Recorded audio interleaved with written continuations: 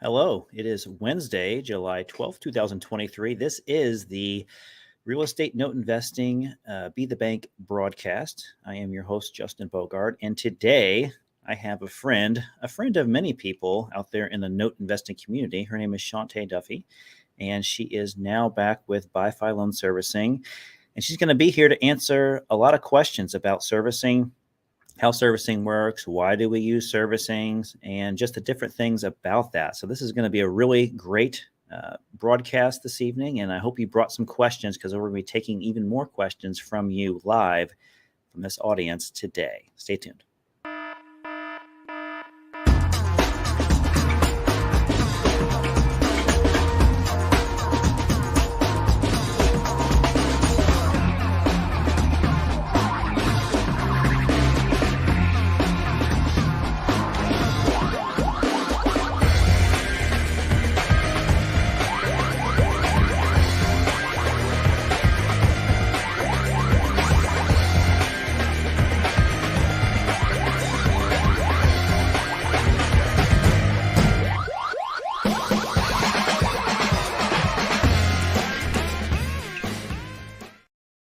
Shantae, how's it going?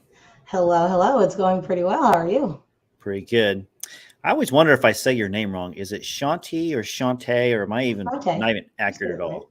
Shante, you said it Shante? right. You can Okay. call me whatever you want. All right. Now you actually out there in Jersey, aren't you? I am. Good old New Jersey, born and raised. Have you always lived in New Jersey? There was like a stint of like 8 months where I didn't, and I lived in Florida, and I hated it. So I came back and never wanted to look back. You like the cold for me. weather, not the warm I like weather. seasons. I like to change up every so often. That's what I tell everybody. Well, thank you so much for being on our broadcast tonight. I know I have a lot of questions about loan servicing and stuff that we'll get to in a little bit, but I kind of wanted to take the time right now to kind of reintroduce you to the note community. I know you took some time off from the note investing and the note servicing world. I just kind of wanted to kind of share your journey and kind of give some of your experience that you've had in the note investing, servicing world as well, and just kind of who are you? Well, I'm Shante. Yeah. I have been in the note servicing space for a little over 10 years now, almost 11. I actually started off my journey with Madison Management Services. Okay. I kind of just one day was looking for a job after, a year home with my son, and wanted something that was close to home. I genuinely knew nothing about this space, and I tell everybody that so that they know, you can learn, you can grow, and I don't need a degree for it. It was on the ground training. And I really just thought this space was, if you have a mortgage and you don't pay it, you get foreclosed on. I thought it was that simple. I only thought it was big banks. I didn't know anything about private lenders, and I had no clue. And that's kind of where I gained a lot of my knowledge, is, starting from low man on the totem pole and just learning. I like to learn, I like to gain knowledge, and I like things to make sense and make sure I can understand them. And so I spent a little over about 8 years with Madison. Okay. And then I had the opportunity to start a new servicing company. So back in 2021, I started as one of the founders of BIFI Loan Servicing. So we are still in our infancy stage, and kind of kicked that off. It was definitely challenging. I totally understand why people don't start servicing companies. Yeah. But in my mind, it's still needed. I did take about a 6-month break. I took it for myself mentally, where I kind of just stopped everything. Okay. I am a single parent to a special needs son. So I think I was just, between work and just being a mom, it was a lot, especially coming off the tails of a pandemic. Yeah. Just trying to get back to normalcy. So I definitely took some downtime for myself to, regroup. I feel like I was way too young to be as stressed out as I was. Right. And, got the opportunity to kind of go back and continue on with what I started. So I kind of came back to BIFI recently within the past month. And, kind of dove right back in and went back into business development, talking to investors, bringing on new business, answering any and all questions I can help with, and things like that. So I'm back. I couldn't stay away for too long. I think I was made for this.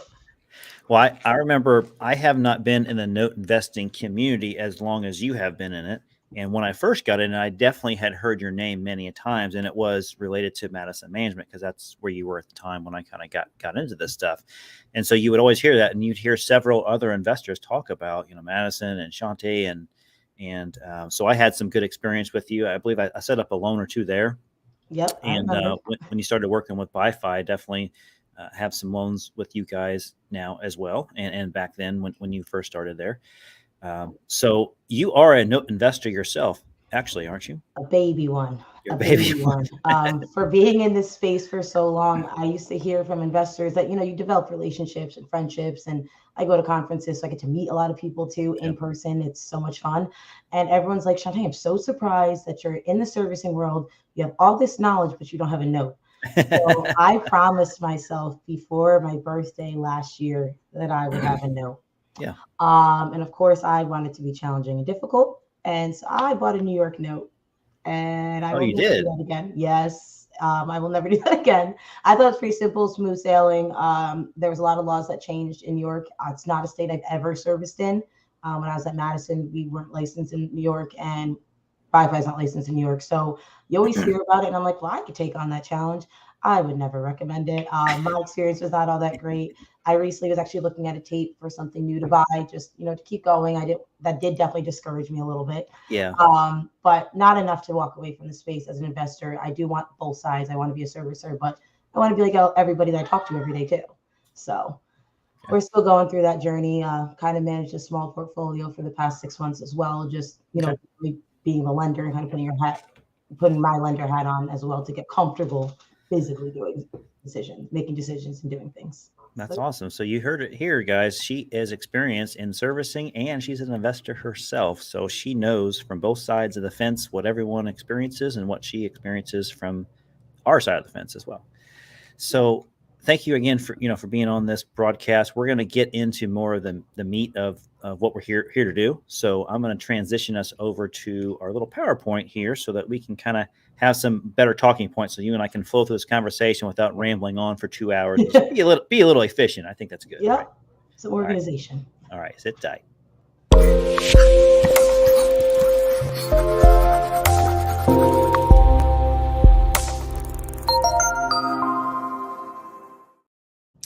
All right, the fancy stuff works finally. So this is part of the broadcast where I got to give a shout out to people that make this happen. Really, so our company, American Note Buyers, we got the deal flow to make your cash flow is our slogan, and if you're looking for note deals, we definitely would like you to turn over to our email here, operations@ambfunds.com, and that way you can communicate with us if you're trying to buy a full loan or a partial. We'd be happy to show you what we have, and we're also buying loans as well. Our local RIA club is CIREA, Central Indiana Real Estate Investor Association. You can reach out to our executive director at cirea.club, and they can get you in as a member. We do have a good following here, Shantae, with our members. We have about 900 people in our association group, and a lot of them aspire to be note investors as well. A lot of them are wholesalers, fix and flippers that create notes, and so I often help them with creating compliant and good notes as well. So it's a good group. If you're outside of Indiana, it doesn't mean you can't be a part of our club. It actually, if you do invest in Indiana, it's a good club to be a part of because there's a ton of resources here for people that can fix homes and stuff for you. So it's a great network to be in. We do have a note investing training program that we did. Richard Thornton, myself, Mariska Pilch, and Larry Gill all put this together. It's called Constant Cash Flow. You can find out more by emailing us at info@ambfunds.com. And what this is a foundational knowledge on how to be a note investor and all the different types of areas that you can go into. So we have about 25 plus videos in there, and we have several case studies that we record as well. And that's what you're paying the fee for to get in for your kind of training. So check that out. Our self-directed custodian is New View Trust Company, and they are a sponsor for us as well. If you mention this broadcast, they will waive the setup fee for you. So if you email newaccounts@newviewira.com, that's all you got to do. They do self-directed IRAs, they do solo 401ks, they call Coverdale Educational Savings Account, they do health savings accounts, just anything you want to invest in as far as a retirement is concerned, they probably have the ability to do that. So check them out. This is for our CIREA members. So don't forget that they do have a Facebook and LinkedIn and an Instagram page to follow. And those are the links. If you would like the PHP credits, all you got to do is hold out your little smartphone, go to the camera feature, and hover over that QR code there, and you will be able to sign in for your PHP credits. If you're not a Cyria member, just disregard what I said. All right, Be the Bank. That is our podcast, and our podcast is on all of the podcast directories. We got TuneIn, Stitcher, what is that, Google Podcast. We film it as well and record it, and so we are on YouTube, Apple Podcast, Spotify, iHeartRadio, you name it. And by the way, if you'd like to download any of those, we do record all of them, and even these broadcasts are recorded. So you can go back and check out the playlist on our American Note Buyers YouTube channel. What is this? Owning rental property is not as passive as you think. This is a great image. Richard actually came up with this image. It's pretty cool. So what we're doing, Shantae, is we're doing a webinar and kind of like an intro into notes type of webinar. For those that are interested, it's going to be an hour-long program. We call it The Secrets of Investing in Mortgage Notes. So Richard and I put this together, and we are going to be doing this very soon. Actually, July 27th is a Thursday. And those of you that are live on our show right now, I'm going to give you the link if you want to sign up and register for it. It's completely free. It doesn't cost you anything, just time. It's going to be starting at 1 p.m. on Thursday, the 27th, Eastern time, that is. Let's see, paste, and boom. So you should be seeing it in Facebook and YouTube right now, those of you that are on our streams right now. Anyways, let's move forward here. And we're going to get more to BIFI Loan Servicing, which I think is a very cool name, by investors for investors. It's so simple. And the reason why you came up with that name is? Because the owners as well are investors. And essentially, nobody ever, and I say this all the time to almost everybody I talk to, nobody likes a servicer, but you need one. If you're note investing, you need a servicer. Yeah. I decided, if we're going to do this, we need to be different and listen to what the investors need, what they want, and what would help them grow their note investing journey and kind of make their lives as simple as possible. So that is, kind of the premise behind BIFI, and that was always the goal, and that still is.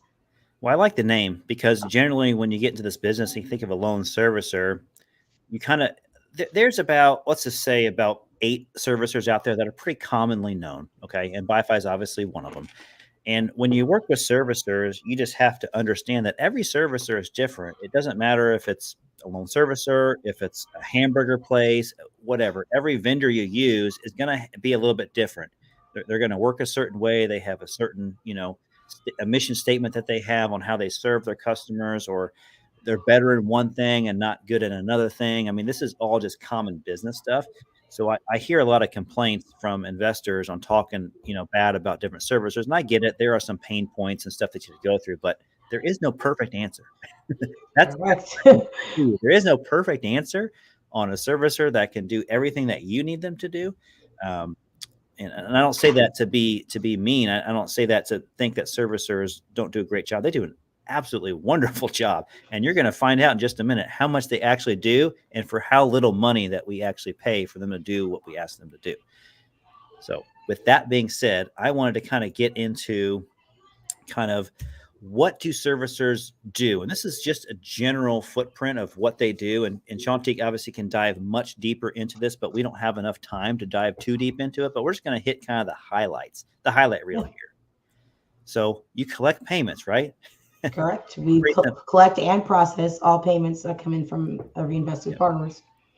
We also collect enough money for some escrow items, which include taxes and homeowners insurance. There are times where there's HOAs, condo association fees and things like that. So we could also escrow those items. We handle your borrower outreach. Most of us do. This is not just a BIFI thing. Most servicers that are in our space, in our world, handle the borrower outreach and some loss mitigation efforts as well. All right. So this one might have been a repeat from collecting payments, but I guess I wanted to point out that what's really important for me as an accounting note investor is tracking that principal balance and what is interest and what is principal for every payment and what is a servicing fee. And we'll get into that a little bit, but it's important to me to know that. And it makes it really easy for me to do my accounting, especially when you have everything perfectly lined out exactly. It came in on this day, so it was this much principal, it was this much interest, and then you obviously read the note, so you know exactly how the interest accrues. It could accrue differently. It depends on how the language of the note, how it's set up, right? Absolutely. Let's talk about licenses. Some people don't believe that you have to have a license in every single state that you actually service a loan in. Most states at this point, being in 2023, you need a license. I was just on the phone with another servicer right before this, and we were talking about licensing in specific states. I was trying to figure out what states they were in. And you should never, and this is just rule of thumb for every investor, never board your loan with a servicer who is not licensed in the state that your loan is located in. So always, I tell everybody, go to the NMLS, which is a website. I can actually share the link with you guys in a little bit, and search that servicing company that you want to use and make sure that they are licensed in the state that your loan is actually in. Our servicers have to be compliant. In order for us to service your loans properly, we have to be licensed. There's requirements, federal requirements as well, and state requirements for us to be able to service your loans. So make sure you put your loans with a licensed servicer. I can't stress that enough. I see it happen. It's not worth the headache. It'll make life 10 times easier for everybody.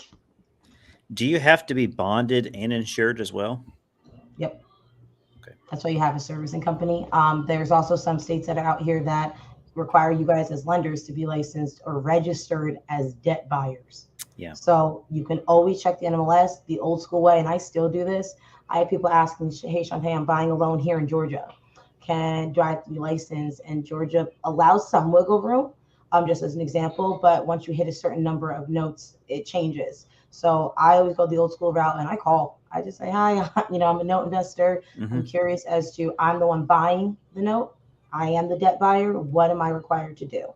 And get the full information. It does cost money, but to do things correctly and to stay compliant and by the book, just find the information first. So the NMLS gives you every state office, their contact information, and they are willing to share that with you. You call, you don't have to give them all your information, but this is what I'm doing. I'm interested in looking at this. What do I have to do? And they'll actually walk you through it. There's tons of information that you can read on as well. But I highly, highly suggest and recommend that you guys take the time to look for yourself as to where you're buying, as well as look at your servicers and make sure that they're licensed there. And that was NMLS? Yes. Yep. I will share a link with you guys. All right. Let's go to EOY. That is my abbreviation for end of year borrower and investor tax forms. So this is something that is astonishing to people that service their own notes. When I ask them, I say, hey, had you send the 1099 to the borrower or, the INT? And they're just like, what? I don't even have the social security number. I'm like, what? We're both going, what? Yep. Surprise, surprise. This is you're receiving interest. So obviously me as the investor or the lender needs to pay taxes on it. And the borrower is paying interest. So therefore they get a credit for paying that interest on their taxes. So it is important to do that. Absolutely. And most servicers will do that for you. They're on tracking the payments and how much interest is being received and paid out. So most servicers at this point, send those out. And you should. It doesn't need to be reported. I prefer a servicer doing it because I know how much my accountant will charge me for it. And it's way cheaper to have the servicer do it. It's part of your servicing cost. Yeah. All right. So you guys work with attorneys and other vendors like, REO, preservation companies. I'm sure you have a realtor network as well. Okay. Let's talk about boarding a loan. So there are several steps to this, but I think the basic steps I'm just going to outline here to talk about it. Mm-hmm. And this is just going to be how any servicer works. This isn't specific to BIFI. It doesn't matter if you go to any of the servicers. This is how it works. So you got to fill out their specific documentation, right? BIFI has their own documentation to fill out. I believe you have an online form to fill out. Some servicers want you to do it the old-fashioned way and write in by hand exactly what you're doing. They're not really that invasive. They're just saying, hey, look, what the heck do we got here? We got a note. Here's the borrower's information. Here's things that we need to service your loan. And then the more information you give the servicer, the quicker and faster and easier it is for this thing to get boarded. Otherwise, it's going to get hung up in the ether of he said, she said, I'm waiting on this. No, you're waiting on that. And then, stuff gets pushed out so long that you're just like, everyone gets frustrated. So that's what is this TILA and RESPA thing? So the TILA and the RESPA, that's usually actually completed at the time of boarding when your loan's actually running into the system for most of the servicers in our space. Usually servicers require the lender, when you're ready to board a loan with your servicer, they have you fill out some sort of form that says, hey, I'm bringing you this loan that's located in, Florida, and it's a first lien, it's a conventional mortgage. I need escrow services on it, and it's being transferred from this servicer. If there's foreclosure information, you'll tell us that. If there's bankruptcy information, it's in bankruptcy, you'll let that servicer know. Your servicer then, in turn, after they kind of get the data and the collateral, which we'll get into in a second, they are actually the ones responsible for sending out a TILA letter and a RESPA letter. Specifically at BIFI, our RESPA hello letters, which basically lets the borrower know, hi, we're your new servicer. Your prior servicer that transferred the loan to your new servicer will send out a goodbye letter. So those kind of go hand in hand and they match. In our hello letters, though, it does have the TILA information. The TILA information is what outlines to the borrower, this is your lender.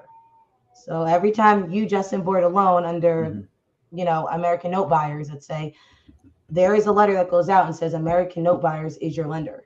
They do need to know, it is a requirement, who the lender of their loan is, not just who's servicing.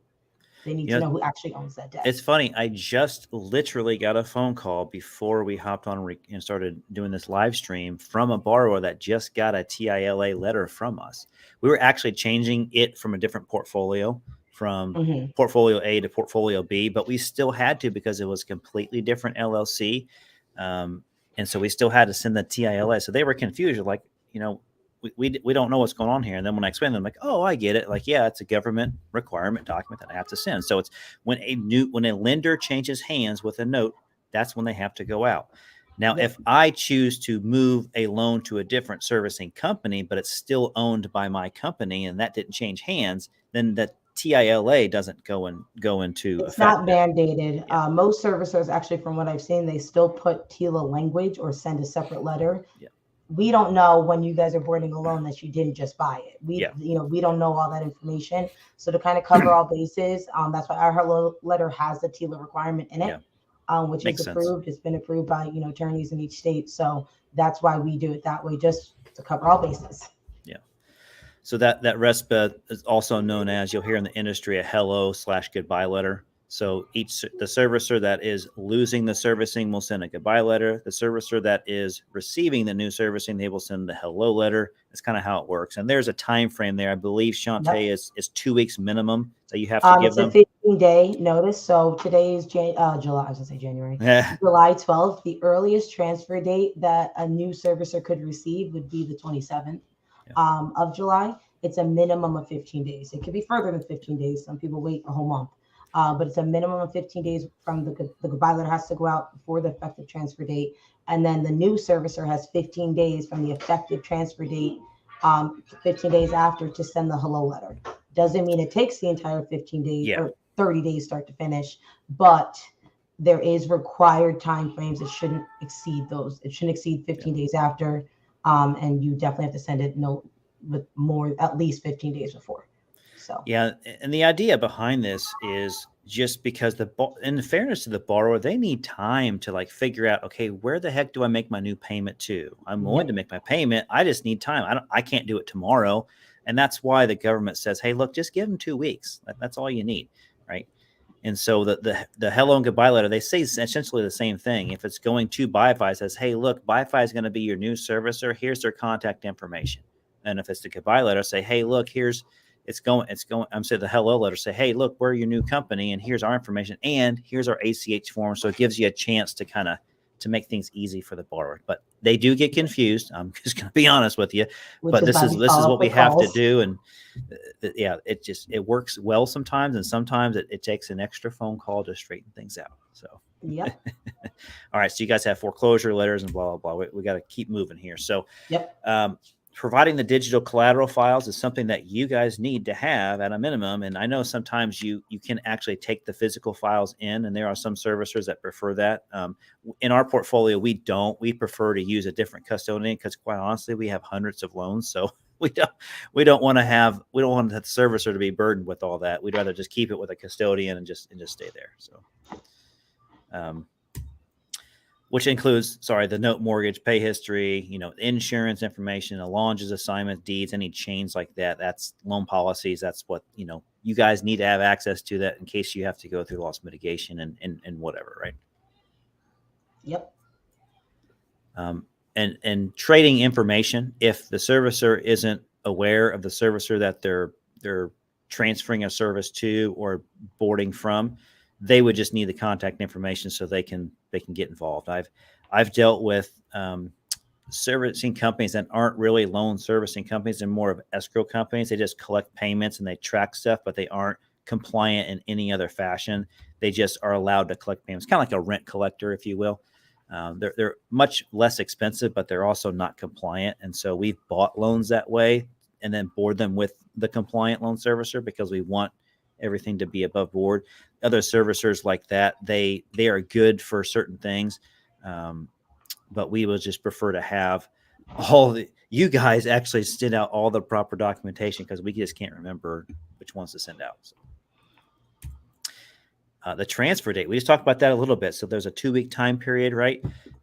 Waiting for that transfer date is like your next step after you get all the information to you. You're just waiting. You're not going to get your payment tomorrow. You just got to wait, right? It's hurry up and wait. That's the attitude. And then once it's actually boarded at the transfer date, don't just assume everything's going to pop up on the website the day of, right? It's going to take maybe another day or two for you to get populated into an online web portal to see, like, for example, BIFI. But you're just going to confirm everything. Be like, did I give you all the right information? Did somebody accidentally make a mistake? Because, hey, we're human, right? There is a chance for a mistake to happen, but it's your job as the investor to confirm all that. Trust but verify. Okay, this is the fun one because I get these questions asked all the time, and I know you do too. And you have a fee schedule, as most servicers do, on your website, so investors can boom, boom, boom, boom, boom, go down.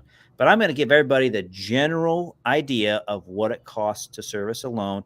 BIFI could be all over in different ranges on different a la carte parts of this, and all servicers are a la carte, and they're all on different parts of the spectrum. Some are cheaper in one thing and more expensive than the other. Quite honestly, that it all washes out, right? So lenders do pay a monthly servicing fee. Just surprise, surprise, right? You're going to pay a servicing fee.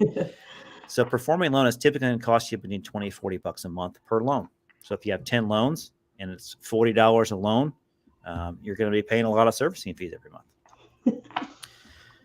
Non-performers, it could be anywhere from $30 to $100 a month just for performing. The reason why non-performers are more expensive is because the servicers actually are being more involved and more engaged into it. And I'll let you kind of lightly touch as far as like how much more effort are you getting involved. It requires more work, to be 100% honest. It just requires more work. Non-performing, we don't want the loans to stay non-performing. The goal is to get them to reperform or, to reach every lender's exit strategy that they prefer. But it requires more communication with the borrower. So what you're essentially paying for is the loss mitigation borrower outreach efforts that your servicers are doing. Performing loans is kind of like we just have to double check and make sure your payment came in. Okay, we can wait till the next month or the next time their payments actually due. Non-performers, it's, hey, what's going on? How do we help? Why did you fall behind? What do you need? Do you need a forbearance agreement? There are other things that are involved, and a lot of people also call it like high touch. They just require more work. And they require somebody from that servicing company to call and make the connection and communicate clearly. And at the end of the day, we also have to negotiate and communicate back with you guys as lenders. None of us as servicers get to make decisions on your loans. They're your loans. We are kind of I always tell people to make it basic. We're the middlemen. We are the ones that get our hands dirty for you guys. So we'll deal with the borrowers and all that stuff. You just have to tell us what decisions. You're the decision maker. Tell us what you want to happen. We're going to let you know what the borrower is saying, what they're doing, and go from there. So that's why it's a little bit more. Great explanation. Thank you for clearing that, because people don't realize how much more work you have to do on a non-performer versus a performing. which, more work you do, the more fee it is.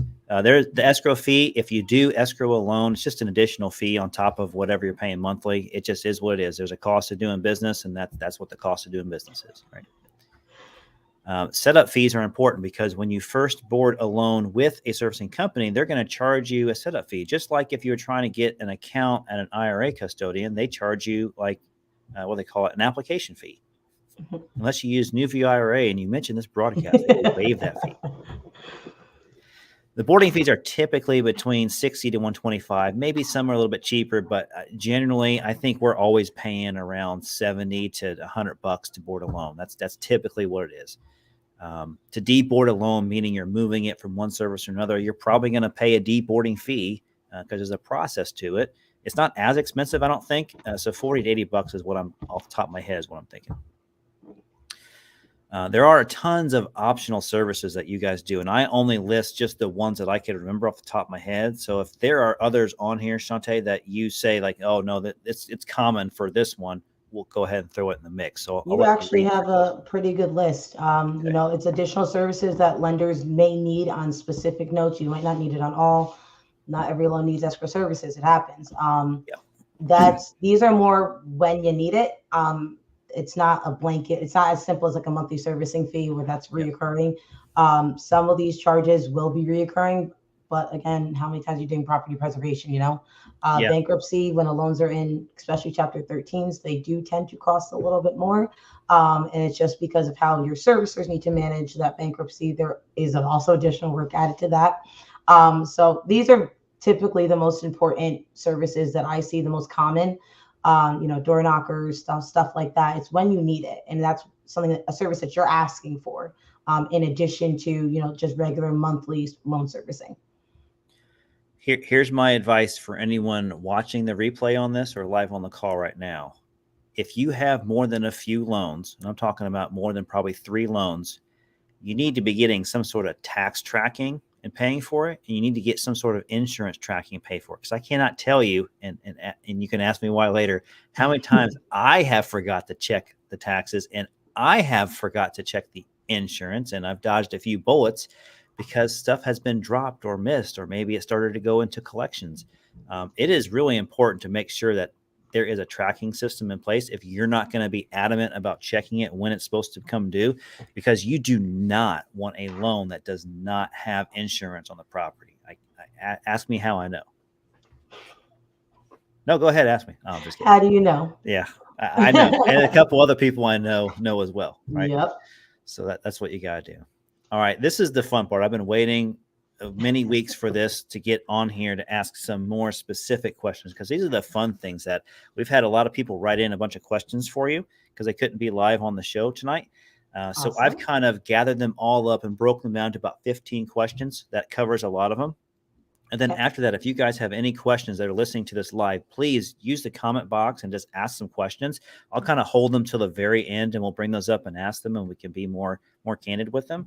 But these are kind of the basic ones, Shantae. So we're going to start with question number 1. Oof. How long can it take to board a loan? And this is an open-ended question, and I want you to answer. I always have felt that this is like a tough question to answer. And the reason I say that, and it's just servicers. Every servicer has their own process.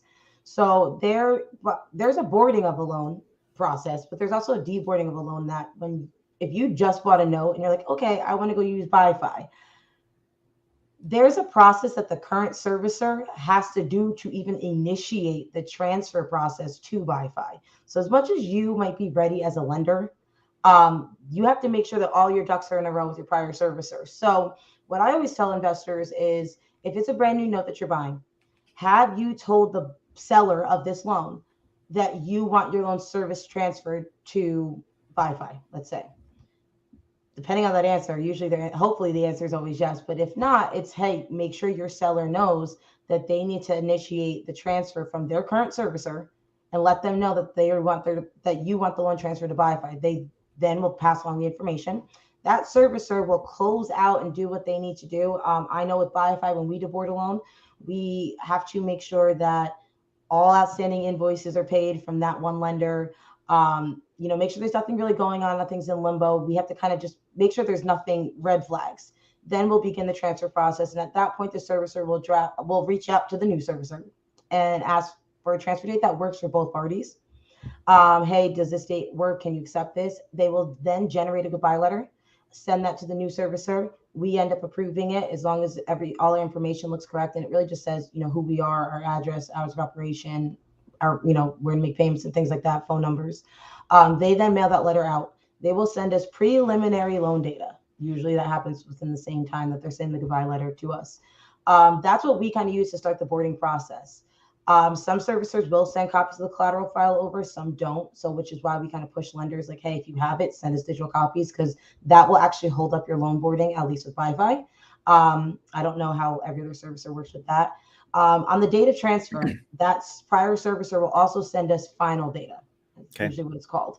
And that's if any, payments come in between, things change, if they pay it on escrow item, whatever the case may be. We just want to confirm the dates, the principal balance, the balances of, trust account. And it also lets us know if we should be expecting impound funds for escrow, if there's money sitting in reserve.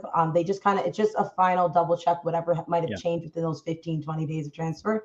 We make sure we update that and we get to move forward. So in a perfect time frame, within 30 days, it doesn't usually take that long, as long as everyone kind of does their part. Yeah, it's the cash register, right? Before you hand over the cash register to the next employee that's on the shift, they got to count the money and make sure it's all there. It makes sense, right? Simple. But I hope you guys heard and understood everything that she said, because there's a lot that happens between the two servicers that sometimes I'm not even on those email chains, which is fine by me, but they're doing a lot of communicating. So that's why there's a fee to set up the loan. And then so why there's a deboarding fee, because you're taking time out of both companies to make sure that everything is pushed over in the correct way and every penny is accounted for. There's a reason why. Great answer. So I would say when I tell people 4 to 6 weeks is a very common boarding time frame, and that's pretty much what my history has been in the note world as well. 4 to 6. I think Richard was on. He would say the same thing. Yeah, it's a very safe expectation. I always try to tell people at least 30 days, and a little bit after you can kind of get a little antsy and ask, but don't hesitate to also ask your servicers and question if you're not on emails and things like that. Just, can I have an idea? Do I have an estimated date? We'll share that transfer date with you and go from there. Yeah. We just make sure we do our part, give you guys all the information you need to go forward. And if it doesn't move as fast as we need it to, then we let you know, but we're obviously not going to be rude about it as well. If a borrower doesn't make a payment, do lenders actually get charged a service fee? Yes. Just because I love this question, because everyone's like, well, the borrower didn't pay. And I'm like, okay, time out. I didn't get my money. Wait, I didn't get my money. Exactly. We still have to send monthly statements. There's still calls and late notices that happen. That's, you're paying for a service. You're paying for work to get done. So as much as it stinks, you still get charged either way. If a borrower skips a month, you're still getting charged. Most servicers won't charge you a non-performing fee because it's just, a month late. But we do sit here and try to make sure this borrower makes that payment as well. And that's servicers across the board. So I make light of that because I was that guy that did that in the beginning as well. So I feel like I can tease that. Absolutely. All right. How do you communicate with lenders and how often? Lenders/investor.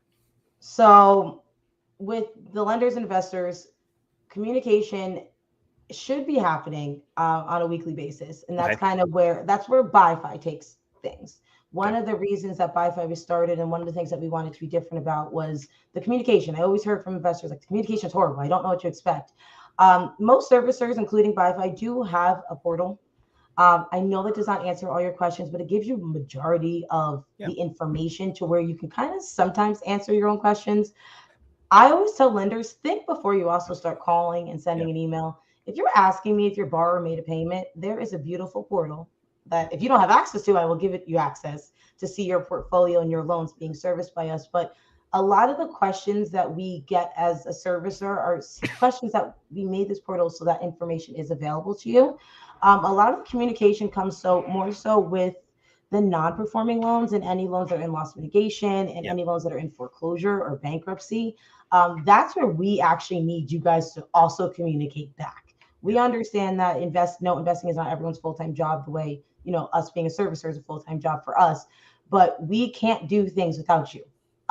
We keep you in communication, included on that communication across the board as well. So when we're dealing with an attorney on a foreclosure, you're included on that so that you are not left in the dark. Those emails you're going to get. If there is a problem with your borrower saying, hey, look, I just can't afford my house. I'm scraping pennies every day. That's when we really, reach out to you guys. If you have questions, of course, reach out. But I always tell people, think about the question you're asking. If you're asking the last time somebody called, we document that information. We'll leave a call log note that says, hey, called borrower today, left a voicemail, and we'll set a follow-up to call again. So just at least, our portal, it shows you all of that information. If you don't see something on the portal, reach out. Let us know.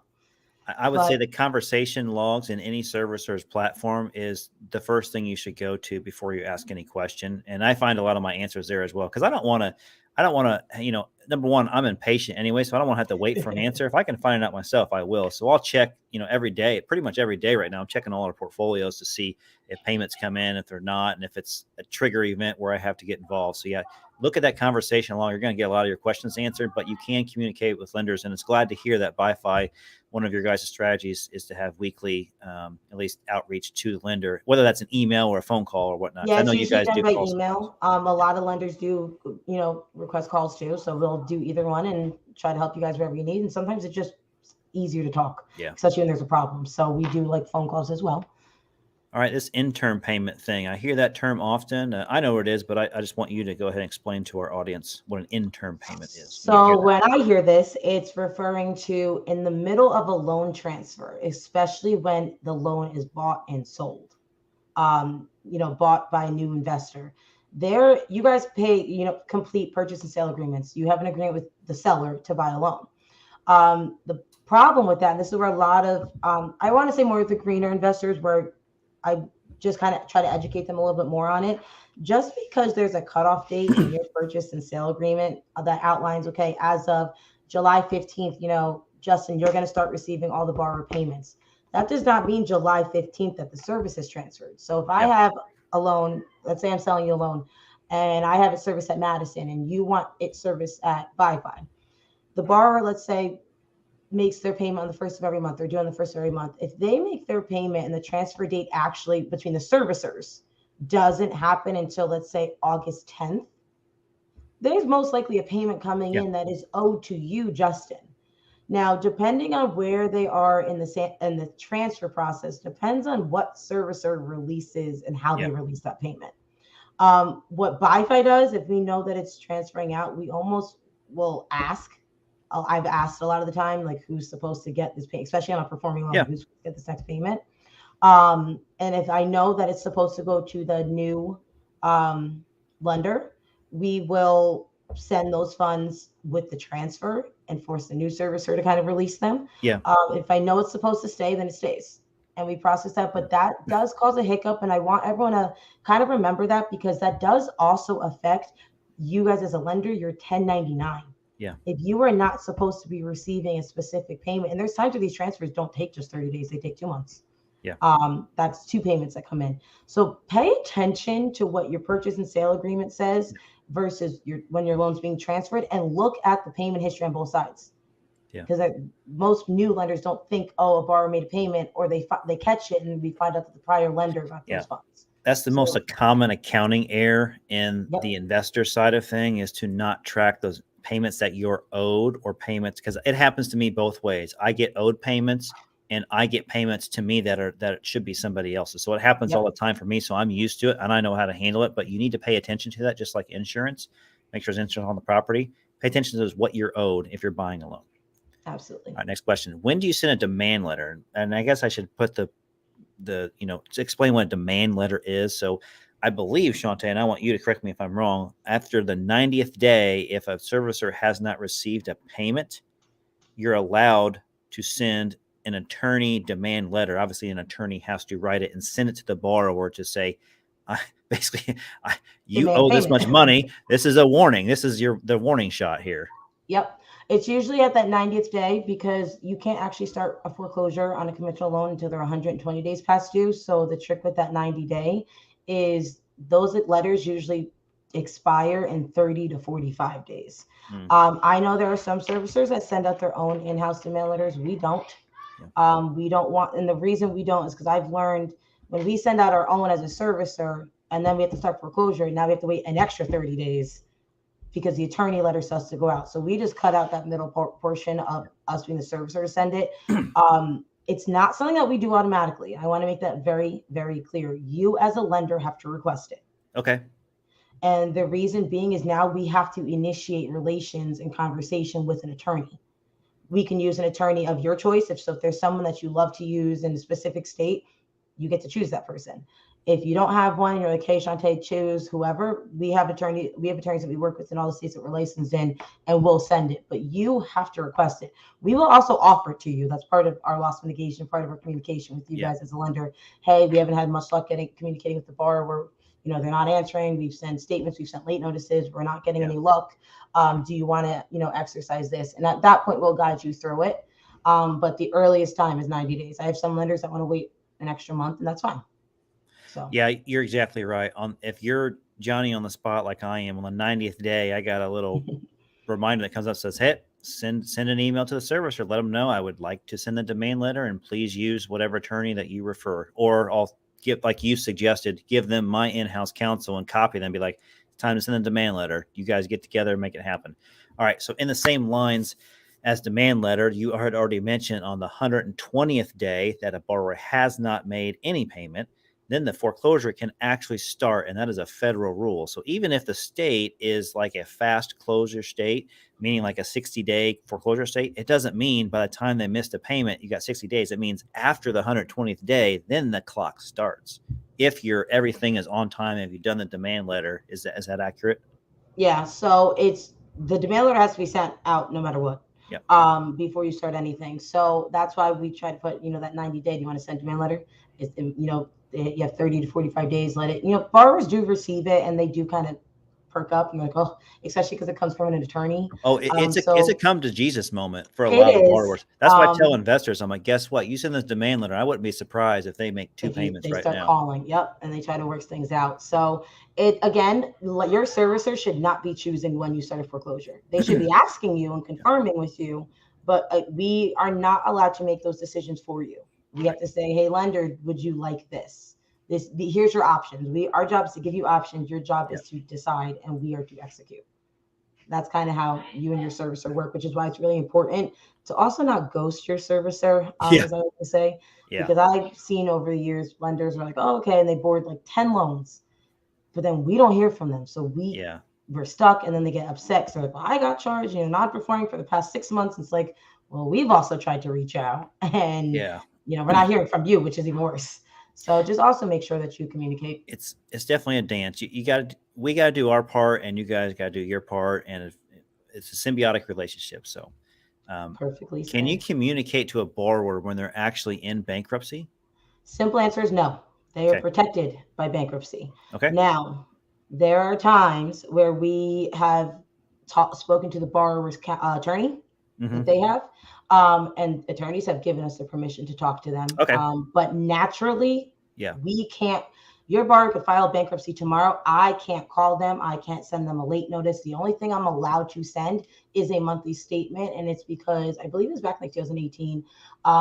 This law and ruling was passed that borrowers still need to know the amount of their debt. Yeah. A monthly statement will show that. So we are not allowed to do any collection efforts the moment a borrower files bankruptcy. Yeah. So some servicers will still charge you your non-performing fee. Yeah. BIFI doesn't. Okay. We That's didn't think that it was fair for lenders to be penalized for their borrowers. That's not your fault. Your borrower filed bankruptcy. That's their own kind of situation. We can't do certain things. So our collection efforts have actually stopped. The only thing we're still able to do is, keep track of the loan. Borrowers file and still make payments. So I don't want anyone to get confused. Sometimes they file for, to get rid of medical. And the debt. borrower can actually call you and you can have a conversation, but you can't reach out to them.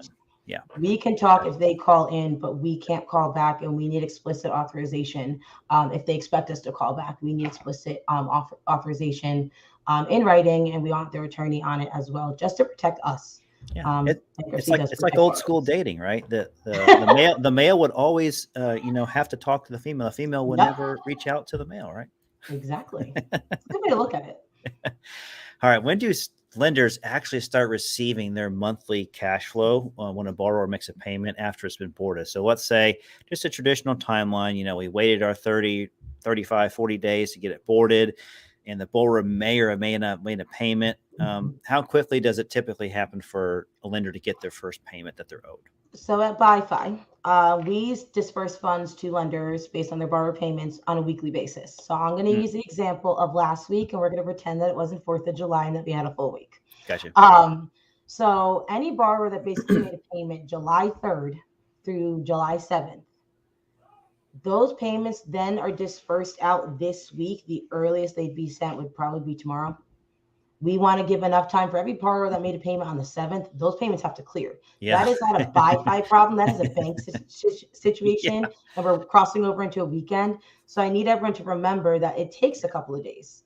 And on Friday, you're kind of rolling on Monday's date, depending on what time these borrowers make payments and things like that. So we have to make sure the payment's actually clear. We don't want to be sending you money and then find out the borrower NSF'd. So depending on how many loans you have and when your borrowers pay, I've had investors that essentially get paid weekly, just because they have that many loans where they all pay different weeks. Yeah. But it's on a weekly, it's always the week after the payment was made. And I want to make this very clear. If you see a payment that is in reserve, that money's not going to you. That means it hasn't actually been applied to principal and interest, the money, that you should be getting. If it's applied to escrow impound, that money does not go to you either, because that is not your money. That is used to pay taxes and homeowners insurance and things like that. So don't be alarmed. Most servicers, I know we send out a report for the money that we're sending you. So we send out this report, and then it should hit your bank within about 2 days after that, when we initiate that process, to ensure that it gets done and it's completed. So. Perfect. All right. How often do you actually communicate with the borrowers? We've touched on this a little bit. I know when there's a problem, you're reaching out more, but in general, like if you're not seeing a problem with the account and it's paying, you don't really have a need to reach out to them, right? No. So we have borrowers that are on ACH who pay consistently every month. They do bill pays out of their bank accounts. So we're expecting a check, and you can kind of watch their trend as time goes on, as we're servicing them. So performing loans, we don't really have to touch too often if the borrower calls, but our model is kind of like, if it's not broken, don't break it. Don't start on anything. The one time when performing loans that we do call, we make it clear is when their escrow impound monthly payment amount changes. So if we just paid out all these bills and we ran an escrow analysis and it's going to either increase or decrease their monthly payment, we call them to reiterate what the letter is that we're sending them, so that they know, because what we don't want to see happen is a borrower get used to paying, $515, but now they have to owe $530. We won't apply the payment if they send $515. It's now technically a short payment. So we want to make sure that we talk to them and say, hey, your payment has changed and it's effective as of now. It's usually like the following month, but we want to get ahead of that so the borrowers are used to it. And we explain to them why. We email that paper to them, that escrow analysis as well. Okay. So the performing loans is different. Non-performing loans is where it gets hairier. It's definitely where we communicate a little bit more. We try to reach out. If there's just, we're just trying to connect, we will call a couple times a week at different times. Yeah. We don't always leave a voicemail. We don't want to cross the line. We do have to follow fair debt collection practices, that ruling, those laws and things like that. So we can't harass them. Obviously, we need to make sure that we're talking to the right people. We have the right phone number. So there's also, we have to skip trace sometimes. The phone number that we're provided isn't always correct.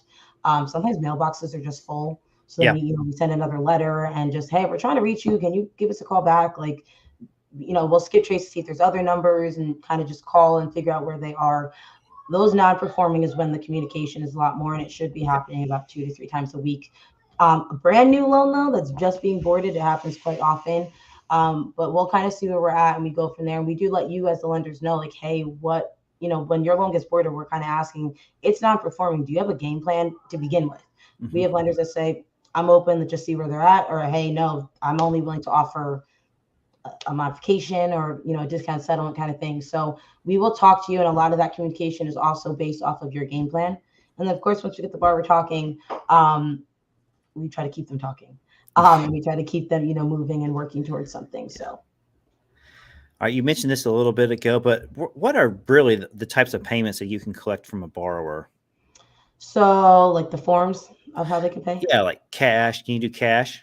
Yeah, no. No.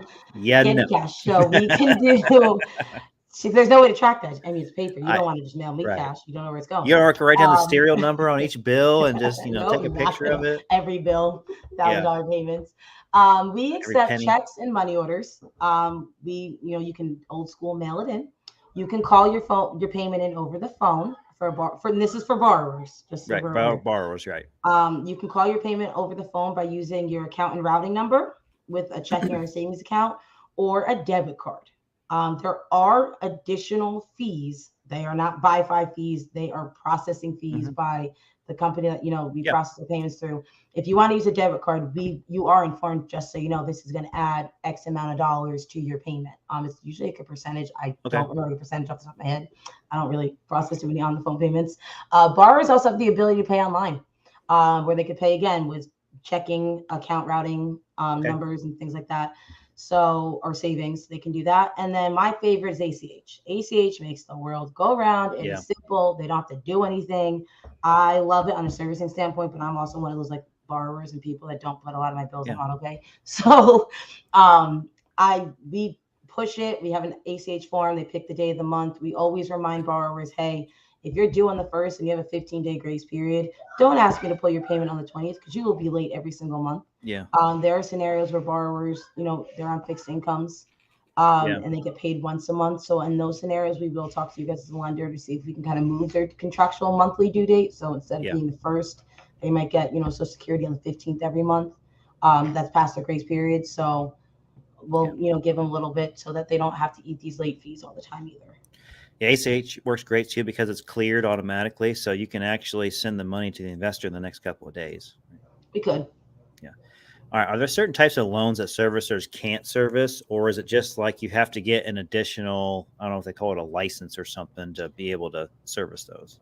So it's not necessarily just the type of loans. In my space, in the world I come from, it's always been majority residential notes. I have definitely serviced, just land notes where it's just vacant land. We could service those at BIFI, definitely. There's also, we don't service, for car loans or credit card debts. Those are totally different worlds, totally different requirements. We do service commercial loans as well. The biggest difference is residential is probably the most strict, but that's where we have the most knowledge. That's what, we do. We specialize in the most, but we have, service and commercial loans and things like that as well. So that's really, in the world that we're in, all we see. I don't really get asked to service anything different. We service wraps and things like that as well. So we know that loans can kind of get different, and, seller finance stuff. We don't really turn any of that stuff away. We can handle it. And it doesn't change anything on the regular servicing of a loan. So as long as you're in the note space and it's residential or commercial, things like that, we can definitely service it for you. As long as you can collateralize it, we can get her done right now. Right. Real estate loans. All right. Some servicers are slow to respond to lenders.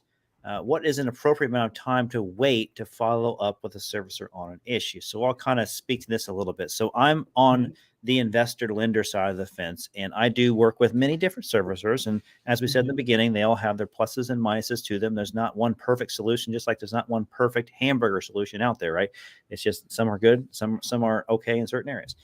So I noticed that sometimes servicers are slow to respond to issues. And I realize some of my issues are low priority. Some of them are just, normal priority, and some may be high priority. And so me as the lender, I try to identify my urgency in this issue by expressing it in the email. So if I have an issue that I feel like needs the attention within, a couple of days, I may ask, say, can somebody please get back to me in a couple of days? And if they don't respond to me for a week, obviously I'm getting kind of irritated. If I have like a normal issue where I'd be like, okay, I would expect, if they're busy in the course of the work, to get back with me within, 3 or 4 days. So on like just a normal issue that isn't urgent, what is an appropriate time for the investor to follow back up that isn't being too rude to the servicer? Because the servicer is very busy, as you guys can tell, with doing many different things and communicating with many different investors. And some investors just have one loan. And so that's probably the disadvantage that you guys have as a servicing our type of loans, because we usually have a few loans as opposed to a bank that may have thousands of loans. So then if I have an issue like that, what is an appropriate amount of time to reach back out and say, hey, Shantae, I hadn't heard from you. I'm really looking to get this issue resolved. So I just want to clarify, because I don't want any investor to ever think that like their problems are not a priority. Yeah, We're not, I don't want anyone to get that confused, because if there is a question, it's priority no matter what. I always try to respond to investors between like 2 to 3 days. And the reason and I think that's kind of how everybody at BIFI tries to do it. What people forget though, and I want to stress this, is as much as you might not think, you could be asking a very simple question. I know, Justin, you and I have had some, gone through some loans. I'm like, wait, it's not a simple, it's not an easy fix, it's not an easy answer. A lot of the questions you guys do have, and whoever you are asking, some of these questions aren't going to the right people. So that's something that I'm trying to push more and make it very clear to investors. Like, depending on if you have a question about your invoice, do not ask the loan servicing account specialist or the rep that's communicating with your borrower. They have no idea. They're not in the accounting department. They're not. If you have questions on why the money you received, again, that's more of an accounting question. If you have a question on why your borrower is doing something, then that where to go. But I always have to, it requires research for us to answer you guys as well. And this is not to be rude or in any type of way. You're not the only investor. This is not the only loan. And I say that I'm not the only one. I'm not the only client. Not at all. Seriously? But I say that because I feel like a lot of investors, and I feel like this is kind of what separates me when I put my investor hat on, is I know I'm not the only investor at another servicer. I don't, I understand that. But figure out, and I always tell people, especially when you're new, talk to someone at the servicing company and say, like, I know I talk to every new investor that comes through BIFI, and I'm okay. So when you have this is who you talk to. When you have this is who you talk to. I kind of answer the general questions, but I'm not the one you should be emailing me, Shantae, why hasn't my borrower made payment? Can you call them? I'm not calling your borrower. There's someone that's assigned to do that. And if you're not sure, and if you're not getting headway, that's, it's a little bit different. But I usually kind of give like a 3-day, I think is safe. That 4th, 5th day, but also be mindful. If you're sending me an email at midnight, you're 11:59 today. Your day does not start until tomorrow at 9 a.m. when my door is open. Just be mindful as to when you're sending things. And again, if that 4th day kind of rolls around, and especially if it is urgent for you, if it's something that's going to stop a sale for you, it's, foreclosures are time sensitive, bankruptcies are time sensitive in certain manners, then, pick up the phone and call. But if you're just kind of asking a general question, give everybody about 2 to 3 days, circle back. And if they do tell you like, hey, this is going to take time, understand it's going to take time. In a lot of situations, it's not that specific person you're asking that's got to find it out. A lot of times we have to work as a team. And there's a lot of moving parts. So we all kind of help each other on the servicing end. So when you ask one person a question, sometimes they have to come ask the rest of the team or somebody else on the team, like, hey, can you explain this, or why, we all have roles. So I always kind of say, about 4 days. And if you don't have a response, just following up. If you don't get a response 2 days after that, or even like an acknowledgement, max 2 days after that, I always tell people, please call, just pick up, please call, leave a message, call. I tell people blow up my phone. If I miss, because there's also times where, emails go into spam folders, especially, there's things that sometimes get missed, and it happens. It shouldn't happen often though. So at that point, within like, if a week goes by and you haven't heard anything and you followed up already, I always tell people call somebody and just say, I need to speak to, and then, or this is my problem. Who do I talk to? I know one person that has no shame in his game when it comes to calling people, and that is none other than Richard Thornton. Hello. What's up, Richard? Hello. Hello, Shante. Glad to finally meet you. I finally got back from my other meeting. Yes. Thank you for joining. Richard was trying to take over the world while we were live on this YouTube stream here. I wish. All right, Richard, we're going through a bunch of questions here. We got about, 4 questions left for general. We do have somebody that popped in a comment here that we're going to get to just in a little bit. I want to buzz through these questions as we get to the meat of the conversation today. And then, Richard, I know you have some questions to ask Shantae as well. So, Shantae, does a borrower have to have a Social Security number or a TIN, a taxpayer identification number, for a servicer to actually board the loan and actually service it? So for BIFI, we prefer that you do. We do need it. We do need it for 2 reasons. The tax reporting. How do I know who gets, a 1098? Who issue that to? That information is necessary. Yep. There are times where people don't have it. It's very rare that they don't. And we have ways of kind of, once we talk to the borrower, we ask them to fill out a W-9, if, get us that information and things like that. But it won't stop you from boarding a loan, but we are very quick to get that information from the borrower, because at the end of the day, depending on when you board, if you board this loan, October, and they make 2 payments, I owe them a 1098 form come January. Yeah. And I can't issue one out without their social. So it is extremely important. We do, just try to track that down. Sometimes it's buried deep in data and collateral files. So we'll kind of look through the stuff that you sent us. Usually servicers to servicer has it. The only time I ever see it being an issue is, I always tell lenders, if it's a newly originated loan, get them to fill out a W-9 so that you have it. If it's a loan that's been bought and sold over time, it's usually with the servicer. We have that information because the servicer transfers it. And then the only time I've ever really kind of run into it is when it comes from these non-servicing companies, or like payment processing companies, where they don't do all of that stuff, so they don't have a need for it. But so we try to track it down, but it will not stop you from boarding a loan. It just makes our job a little bit harder in the moment. Yeah, we've had only a couple of loans that I've ever seen that come across my desk that we boarded. The borrowers just had their passport only for right now because they didn't have their taxpayer number yet. But but once they get it, they also send it. I've run into that a lot too. All right. We used the word FPI several times in here, and I've done a bad job of not explaining that acronym. So FPI stands for Forced Place Insurance, and that's just a lender's policy that puts insurance forcefully on the property, on the subject property, so that the lender, us, can have the assurance that the property, if it burns down, we are covered. So if a lender puts FPI on a loan at boarding, when does the FPI actually go into effect? Is it the day that I sent in the boarding information and say, hey, or is it on the transfer date that the loan gets boarded to, let's just say, BIFI? So what we do at BIFI, I can't speak for every servicer, but what we do at BIFI, if you want force-based insurance through BIFI, we partnered up with a vendor to provide that policy for everybody. If you wanted force-based insurance on your loan, you have to complete a force-based insurance request form. That request form is online. It's another online form you can fill out. It instantly gets emailed into us once you submit it. You pick the date that the FPI is supposed to take effect. The thing is we can't set the FPI up with our vendor unless the loan is boarded. So if you boarded your loan in the system today with a transfer date of today, but you actually own your cutoff date for this loan was June 29th, and you want force-based insurance effective June 29th, we can place it there. But again, we need your loan boarded before then. Makes total sense to me. So you essentially are telling me when to start it. So Shantae, if I understand you correctly, I'm reading between the lines here a little bit. You want us as lenders to monitor the insurance, because if we have to place the letter to you and it won't kick in until after that, then we have to know when it expires, right?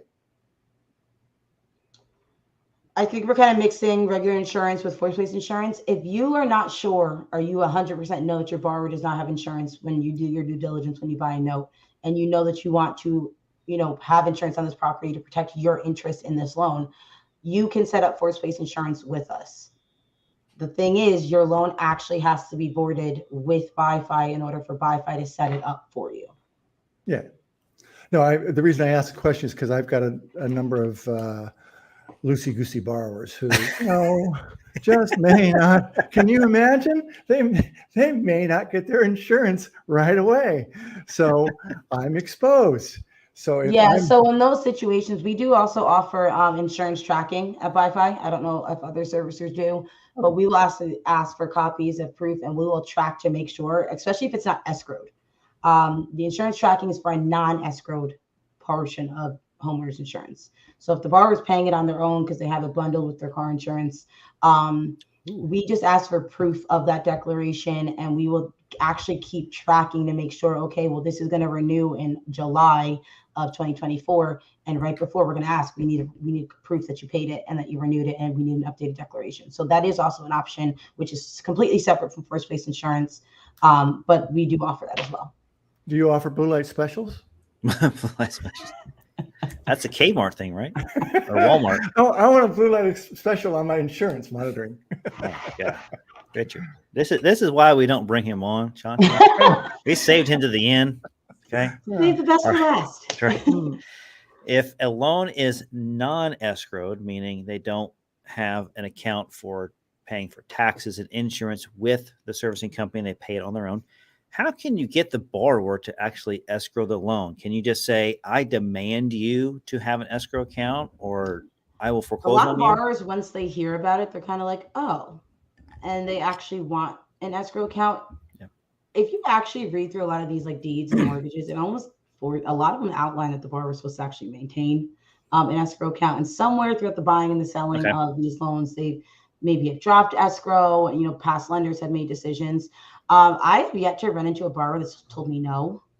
In the past 10 years, I've never had a borrower that's like, no, I don't want things escrowed. It's one of those. It's a safety for everybody. At the end of the day, ensures that taxes are sold, because we also explain to the borrower, you know, if you or taxes are sold, taxes are paid. If they don't pay the taxes, they go up for a tax sale. That completely wipes out a first lien if it goes far enough. So you don't want to kind of deal with that side. And the insurance side, I kind of tell borrowers and I tell lenders, I'm like, have it escrowed or at least have it tracked. Yeah. Because if it's not paid, I say to the borrowers, like, if you don't have this paid and it's because you don't have the money, or, you know, you have to buy a bigger expense, then the issue we run into is if your house sets up in flames, like you lose all your contents. That, you know, I always express it as a safety concern. So it protects the borrower. It makes them feel safe. As you guys as lenders, it helps you, and it's very clear. It's open. It's one place to make a payment instead of paying your servicer and the insurance company and your taxes. We track them. We will update your account to ensure that, you know, it's paid on time. So it's not difficult. It's just a lot of it's just a form, and we just obtain the information. We have the tax information. The hardest part is obtaining insurance, because that's not something that we can easily track like that. So awesome. All right, we've done a good job of getting through all of our meat of our conversation today. So we're gonna transition a little bit, then we're gonna bring you back into the mix, Shantae, because we have a couple more questions to ask you. And if anyone else wants to hang on, we got some questions that are in the comment queue. But if you didn't know already, we buy loans. We buy first lien residential mortgages, land contracts, contract for deeds, note and deed of trust, lease options, whatever they're called, security deeds. We buy them, and we'd love you to submit them to our form. And you can just take your smartphone out again. You can take your camera out. You can wave it over the QR code. It'll bring up a website for you, and you can enter in all your information about your loan, and we can give you a price on it, and we'll pay for it. We'll pay for the loan. How about that? We'll buy it from you. Easy peasy. All right. The next time that we have a meeting is going to be on August 9th. It's going to be from 6 to 7 Eastern time on Wednesday. Don't forget, we do have social media that you can follow us, and we would highly recommend and encourage you to do that, because, you know, we're awesome here. American Note Buyers at Facebook, Twitter, and Instagram. If you're interested in our fund, we hadn't mentioned that today, but we do manage a real estate fund as well that invests in notes and mortgages. You can contact us at investors@ambfunds.com, and Richard will be glad to answer all of your questions.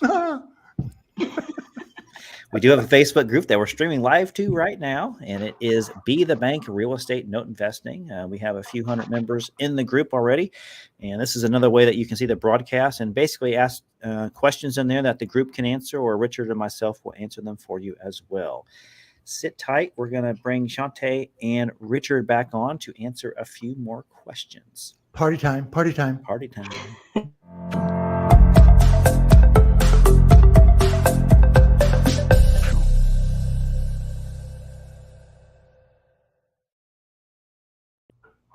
Well, I am glad that everyone sticked on for the final showdown here. We got the three-way Hollywood squares going here. It's hard to pass this up. It is. It I is. mean, why would you want to turn this broadcast off, right? I don't know. Well, if you guys don't know already, Shantae has an email address if you want to get a hold of her. I know she said to call, and you can call the bat phone if you need to, and then you can ask for Shantae, and they'll get you right to her. But she does have an email address, so sduffy@bifils.com. That's bifils.com, and you can reach her directly there. And let's see, we do have a question, Richard. Miss Angela here. It says, how do you get notified that borrower went into bankruptcy? So that's an excellent question. Good question. Thank you, Angela, for that, because I don't hear that question enough, and people are just kind of like, I don't know.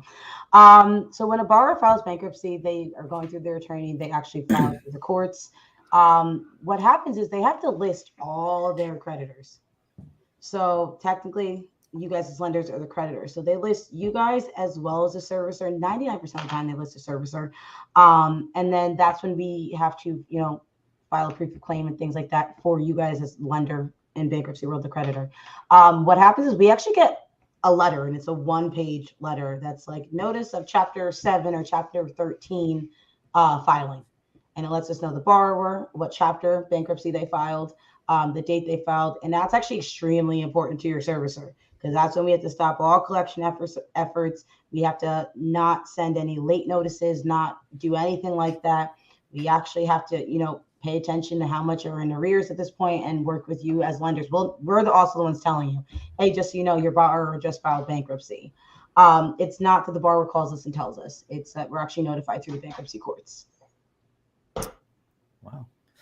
So sometimes I'll get so if I'm buying a loan that's already in bankruptcy, and so the courts already know who the lender is supposed to be that's receiving the mortgage payment, there has to be a changing of the guard at some point, right? And so there's some sort of form, am I thinking correctly, that you have to fill out to say, hey, lender A, Richard Thornton, is no longer part of this loan. Lender B, Justin, is a part of this loan. Is that, am I thinking correctly? Correct. Okay.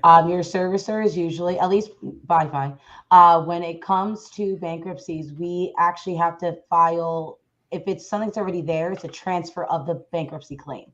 So if the loan's already in bankruptcy and Justin, you buy this loan from Richard, we have to now notify the bankruptcy courts that, hey, this bankruptcy claim no longer belongs to Richard, it belongs to Justin. Right. And your servicers offer that for you guys, just so you're aware. Most servicers do, the most that I've seen. So they usually kind of get ahead of it and do it for you if they're paying attention. But just, some background, help for that. If you're buying, some bankruptcy, let us know. So I've been curious. I mean, several servicers have offered to help me with the 1 or 2 bankruptcies I've dealt with. And how do you charge for that? I mean, how does a typical servicer charge it by the hour, or because I mean these things can go on and on forever? So a servicer on the bankruptcy side, we charge based on if you need our help filing a proof of claim. Mm-hmm. That's if a borrower just out of the gate files bankruptcy. If it's an existing bankruptcy and you just bought the loan, like the example we just had, we will charge you for the drafting and the filing of the proof of claim or the transfer of claim. There's sometimes post-petition fees. So let's say you guys advanced escrow funds. Let's say you advanced tax payment. You need the tax to get paid to ensure your interest. We then have to file another notice. So that's not based on an hourly thing. It's a flat fee. It's per occurrence as to what it is you need. Yeah, I've just been curious. I haven't really known one way or another. You brought up the topic of advancing fees or escrows, which is actually, it's a good segue into another question I had you, which is a couple of the servicers that we deal with. Let's say borrower X is $200 short on their escrows for their taxes. And they just say, look, we'll advance it, we'll make it up, and we'll charge them accordingly. And basically they absorb that. A couple others send us a nice little love letter and say, hey, you're $200 short, and you can pay it, and then we'll pay you. What is BIFI's policy on that? BIFI will never advance for you. It's not my loan. I'm not paying for it. That's kind of the base way to put it. We let you know, hey, this borrower's short on taxes, or the tax bill is, high, or there's a delinquency. You may have just bought the loan, and we do a search and we realize, oh, the borrower they didn't pay 2022 taxes. We will send you that. We'll let you choose. You get to say yes or no if you want to advance or not. I've yet to see an investor say like they don't, especially on a delinquent loan. But then if you advance funds, that ends up being added as a charge, especially if the borrower is supposed to be paying for it, which they are. We add that as a charge to the borrower's loan. So they are supposed to be paying that back as well. When we talk to borrowers and they make their payments, we ask them to send additional money. If they can pay it in a lump sum, that's great. Sometimes it's something simple as $200 they can. Most times they can't. I have a question. Go for it. The man in the blue hat. It's not blue. It's like charcoal. Close. Come on, man. Close. You're about as colorblind as I am. Come on. I forgot what I was going to say. Have the whole hand raised. It's the blue hat. Threw you off. I made the effort to not interrupt her, and then I lose my train of thought. I had something about that. Advances It being was reimbursed. Yeah. Oh, thank you. That jogged my That's memory where we again. were at. Is it legal to accrue interest on those charges?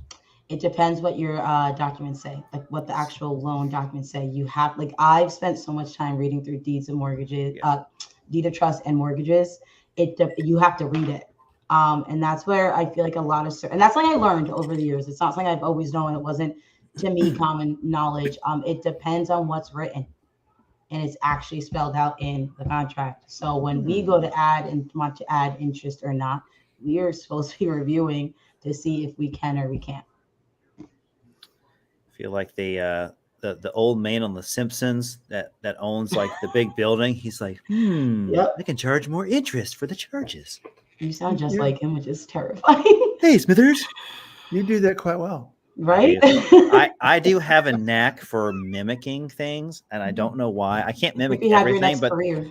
yeah, there's something I Resources. can do. I can just mimic things, and my kids are like, you sound just like whatever. I'm like, yeah, I know. I'm cool, Yeah. aren't I? And they're like, no, you're not Not cool, at all, Dad. Dad. Not cool. Not at all. Anyways, I don't have any more questions for you. We've soaked up a ton of your time. We'll let you get back Yeah. to your son here. Richard, did you have any other questions that you wanted to ask Shante? I had one, but you got talking about mimicking, and now I forgot it. No, I'm Amir. a minute, yeah. No, I had the advancing question. Oh, I know what. So I actually had this happen once, and I'm wondering what you would advise. So I've got a note, and it's I'm pulling these numbers out of a hat. The note says this note is for $30,500.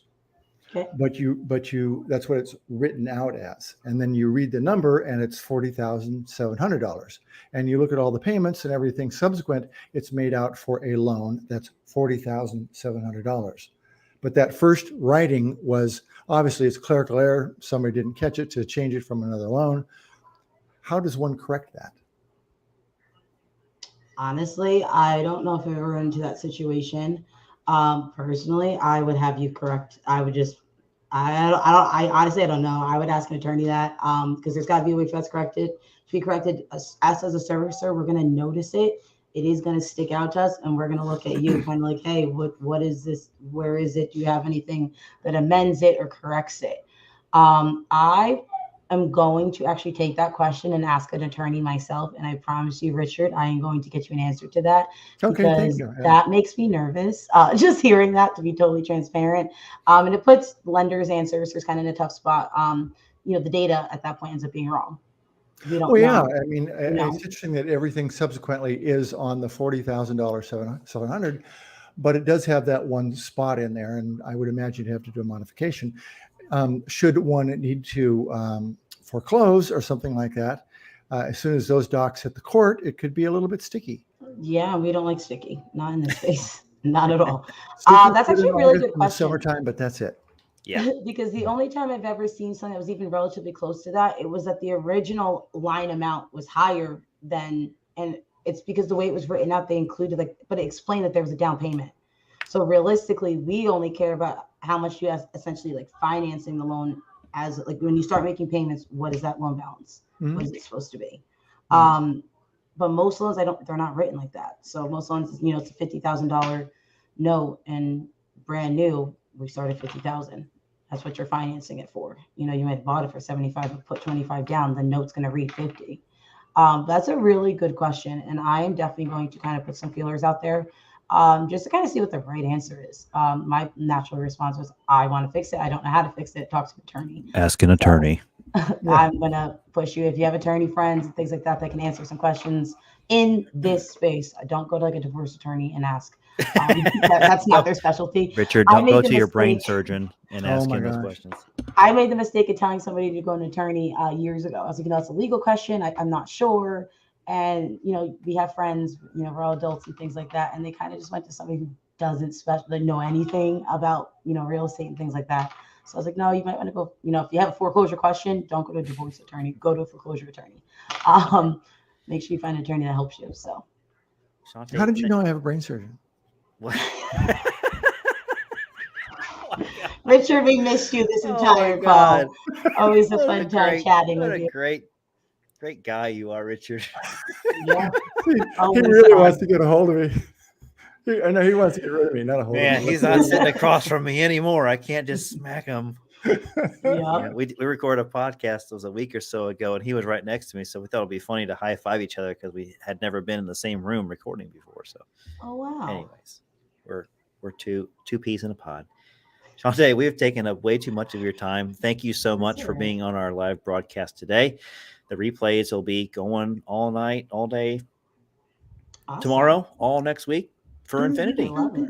So, Well, thank you for having me. And I just kind of want to make everybody know if you have any just general servicing questions, whether you use BIFI or not, I would be happy to help. And if I don't have the answer, I'll point you in the direction of somebody who does. So don't be afraid. I like, sharing knowledge. I want everybody to grow and succeed as note investors in this space, myself included.